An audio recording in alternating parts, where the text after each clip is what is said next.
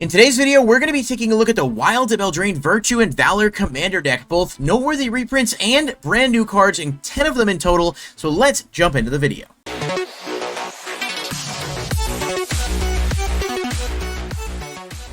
What's going on, everybody? Welcome back into the channel, and thanks so much for being here. If you do enjoy the video, please hit the like button and subscribe. Click the bell icon if you want to stay notified whenever new videos are uploaded. And of course, if you're interested in joining the channel membership, you can scan the QR code that'll appear on the screen here. During the month of August, all channel members do receive a free Magic the Gathering booster pack as long as you're subscribed in August. So keep it locked here for that, and you do have some time if you want to join still. But we're going to jump right into the video, and the Wild of Eldraine Commander decks were revealed today. Virtue and Valor is the first one, and of course it's enchantment-based. There is another one as well I will be making a follow-up video on, likely tomorrow. I just don't know if I'm going to have a chance to get to it today. But just a quick thanks to MTG Mudsta on YouTube for the full spoilers. They were the ones who did the reveal for this, so check that channel out. And obviously, you know, they've got a good thing going on with Wizards over there being able to get these spoilers, so good on them, and thanks to them for posting the video revealing. But we're going to take a look at the new cards and then a few noteworthy reprints. And this deck is green-white, and it is very much enchantment and aura themed, which is kind of cool because it plays in line with a lot of the rest of the set. So if you buy, say, this deck and then crack some packs of the new set, you might get some really good upgrades to put together an enchantment-based deck that's probably going to be pretty good because there's a lot of very accessible enchantments, especially in this set. And so I'm looking forward to that, seeing what types of things end up coming out of it. And of course, we did get the Commander Masters deck with Onyxia not too long ago that also sports enchantments, and obviously that is black, green, white, so you could maybe make that a commander and open up even more options in the deck. But let's get into the actual video. We're going to look at the new cards first, starting off with Songbird's Blessing. This is 3 and a white enchantment aura. Enchant creature. Whenever enchanted creature attacks, reveal cards from the top of your library until you reveal an aura. You may put that card onto the battlefield. If you don't, put it into your hand. Put the rest on the bottom of your library in any order. So this can definitely bypass costs for auras, which is certainly really cool, but of course it is a bit random unless you, I guess, have ways to stack the deck, which there are some cards that can do. And it also is pretty good for, you know, hand advantage, or at least getting something into hand when a creature attacks. So at least it doesn't like send the card to the graveyard or whatever. It's nice to be able to just kind of have access to that and have, you know, another aura that can net you some real advantage, but also help to stack your creatures. Unfinished Business is 3 white sorcery. Return target creature from your graveyard to the battlefield, then return up to 2 target aura and or equipment cards from your graveyard to the battlefield attached to that creature. This card is nuts. It is 5 for a reanimate, but getting 2 equipments back from the grave attached to your creature means you can recover from a board wipe that blows up a bunch of stuff, or if you're milling or you're getting milled and you can get stuff in grave, being able to not only revive something but then equip it with stuff is pretty damn solid, and I think this is a really powerful card. It's obviously going to shine in equipment or aura based decks more than anything else, but it's still a decent card that maybe plays a few of those if you play things like Swiftfoot Boots and Lightning Greaves. Having ways to bring those back and put them on a creature is certainly not bad. I do think Unfinished Business is a really, really good card, at least on paper. Knick-Knack Oof. It is X and green. It enters the battlefield with X +1/+1 counters on it. When it enters the battlefield, you reveal the top X cards of your library. You may put any number of auras with mana value X or less from among them onto the battlefield. Put all cards that weren't revealed this way on the bottom of the library in any order. Honestly, it's a pretty solid card. I mean, you can pay X's 2 or 3, look at the top 3 cards of your library, and then put any auras out as long as they cost 3 or less. I don't really know how good this is going to be in terms of, like, getting guaranteed board advantage, but if you're playing a lot of auras in the deck, I definitely think it's worth considering. And obviously, just being, you know, able to utilize +1/+1 counters in certain scenarios.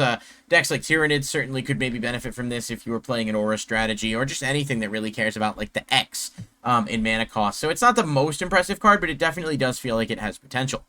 Loamcrafter Fawn is 2 and a green. Says when it enters battlefield, you may discard 1 or more lands. When you do, return up to that many non-land permanent cards from your graveyard to your hand. Honestly, not terrible. I mean, if you're playing cards that can get you access to extra lands, maybe something like Land Tax, which is an enchantment that's also getting reprinted in this set.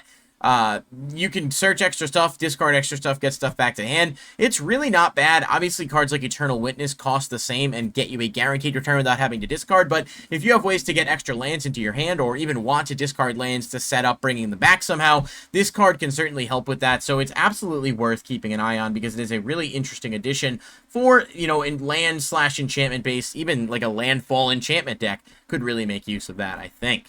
Timber Paladin is 1 and a green artifact creature knight. As long as it's enchanted by exactly 1 aura, it has base power and toughness 3/3. If it's enchanted by exactly 2 auras, it has base power and toughness 5/5 and vigilance. If it's enchanted by 3 or more auras, it has base power and toughness 10/10, vigilance, and trample. I kind of like this too. Being able to utilize some of the roll tokens and stuff for this is really interesting, and just auras in general if you're playing some lower costs. Turning this thing into a 10/10 with vigilance and trample, and that's not considering whatever the auras might do to it, whether it's giving it hexproof or haste or Death Touch or other buffs. You know, having a 10/10 with Vigilance and Trample that you can bring out for 2 mana is not terrible, and obviously in a deck designed around cheating out auras and maybe bypassing the mana costs, you can really see where this card would shine. Giant Inheritance is 4 and a green enchantment. Enchant creature. It gets +5/+5 and has whenever this creature attacks, create a monster roll token attached to up to 1 target attacking creature.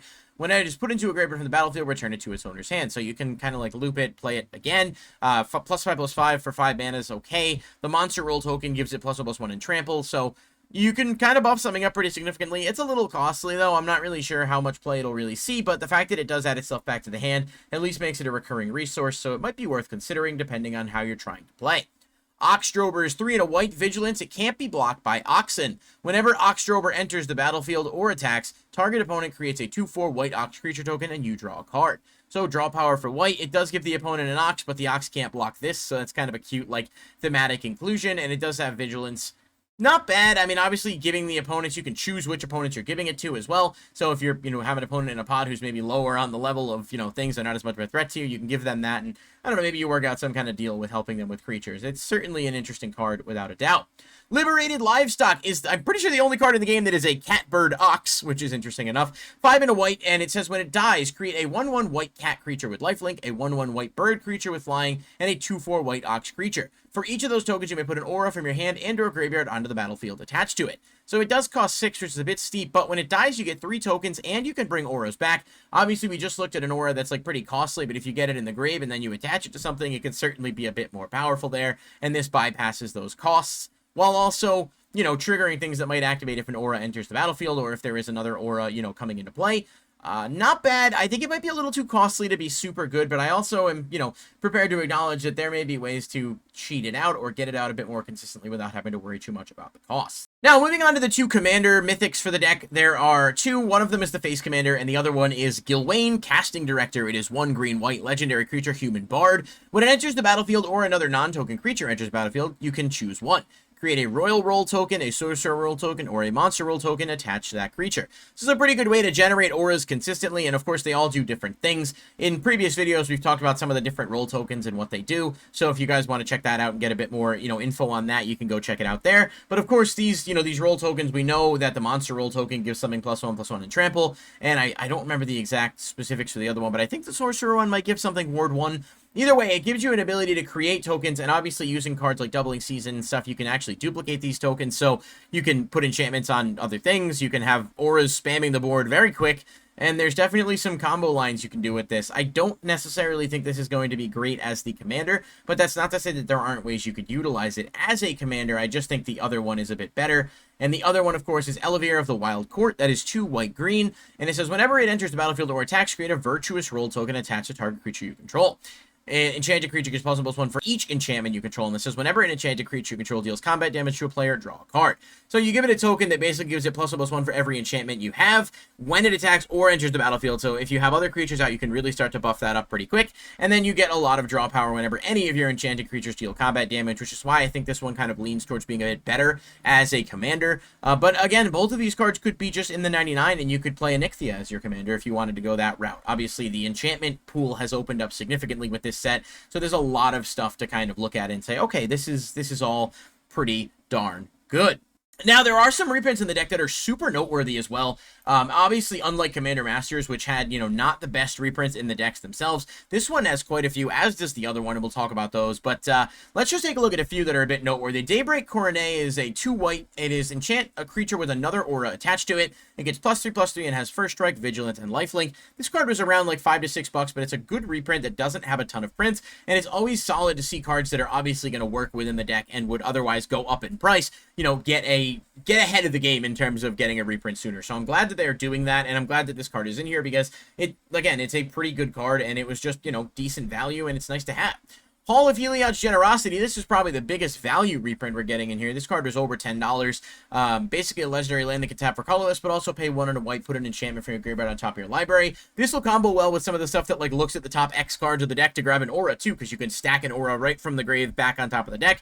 But this card sees play in a lot of decks already and is a really good inclusion in here for, you know, just any enchantment-based strategy, but just in general, this card's really good, so I'm happy to see that reprint. Ancestral Mark was a bit lower, like $4 to $5, but still a decent reprint. 2 and a green, enchant creature. Enchanted creature gets +2/+2 for each other enchantment on the battlefield. Obviously, if we're playing with the roll tokens and stuff, you can build this up very quickly, but also just in general, with all the enchantments we're going on, 3 mana to make a creature really powerful is not something to sleep on, and I think this will fit quite well within that deck, especially being an aura.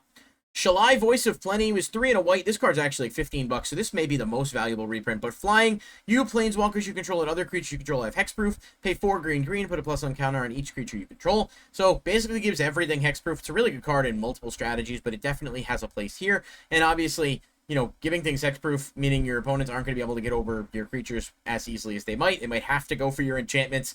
Obviously, the enchantments themselves don't have hexproof, but there are cards that do give enchantments that. So, you know, maybe something worth comboing to really put yourself in a strong position of protection. And finally, Retether, 3 and a white. Return each aura from your graveyard to play. Only creatures can be enchanted this way. So it's like a mass revival of auras. So if later in the game you've got a bunch engraved, you can bring them back and then just kind of plop them onto your creatures and get, you know, a lot of advantage off of, you know, a relatively low investment for mana, which is another good card. This was about $6 to $7, and it only has 1 print, so not bad to see a reprint for it here overall. Kind of recapping the whole thing, I do think this deck's actually going to be pretty solid, and it's nice to see it pseudo-playable right out of the box. Obviously, there will definitely be upgrades you can make, and probably will want to make if you want to play it more competitively, but it's a really good deck, and it's refreshing to see this after what Commander Masters decks kind of left us with in terms of really overpriced and really good. There's only 2 Commander decks for this set, which I think is awesome, because it's not too much, it's just, you know, gives you some options, and we've gotten some pretty good inclusions, you know, overall. So let me know what you guys think. Do you think the Virtue and Valor deck's going to be good? Are you interested in it? Are you planning on buying it when it comes out, or at least building something using some of the cards in it? Let me know in the comments down below, and I'll catch you guys in the next video. Peace.